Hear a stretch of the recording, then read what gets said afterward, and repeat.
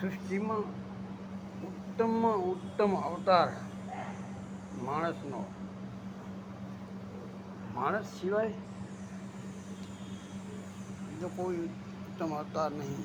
કારણ માણસથી બધું બને છે. આ શરીરથી માણસના જે કાર્ય કરવું હોય બને છે. મોટા મોટા મંદિરો બનાવ્યા જોયું ને, એ આ શરીરે બનાવ્યા છે.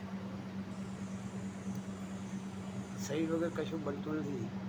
અને આમાં અમુક સાધુ એમ કહે છે કે આત્મા બહુ પવિત્ર છે ને આત્મા આમ ને આત્મા તો બધું સારું જ છે. તો આત્મા તો અમર જ છે, મરતો નથી, જન્મતો નથી અને ઈશ્વરની હારે રહે છે. આત્માની વાત નહીં કરવાની, આપણે તો શરીરની વાત કરો. શરીર વિશે તમે શરીરથી સારા કાર્ય કરો, ખરાબ કરો, જે કરો એ કર્મ બધા શરીરથી થાય છે. કર્મ વિના કાંઈ નથી.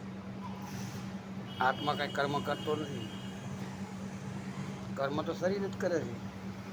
એટલે શરીર કર્મ સારા કરો તો અનુભૂતિ થાય, મજા આવે. કર્મ સારા કરો એટલે કષ્ટ તો પડે જ. સાચા માન હોય એને શું હોય? કષ્ટ જ હોય. અને કષ્ટ ઝીલવાની શક્તિ એનામાં હોય. અખિલ બ્રહ્માંડનો માલિક એને હાલે. કાયરને શક્તિ ન હાલે એવી જીરવવાની. કારણ કે જીરવી જ ના કે તકલીફ પડે તો પટકી હોય, ફૂટી જાય તરત. એમાં શું વીર પુરુષ થોડો ફૂટે, એ તો મહાન હોય. ગમે એવું તકલીફ પડે તો એ બારો નીકળી જાય એમાંથી. એને મહાન પુરુષ કહેવાય. મહાન પુરુષ થવું હોલું નથી થવાતું. નાનીના ઘર નથી. ભક્તિ આ ખાંડાની ધાર છે. શીલવંત હથિયાર હોય ને તો જ સામલો કરાય ને કે કોઈના બાપની સત્તા નહીં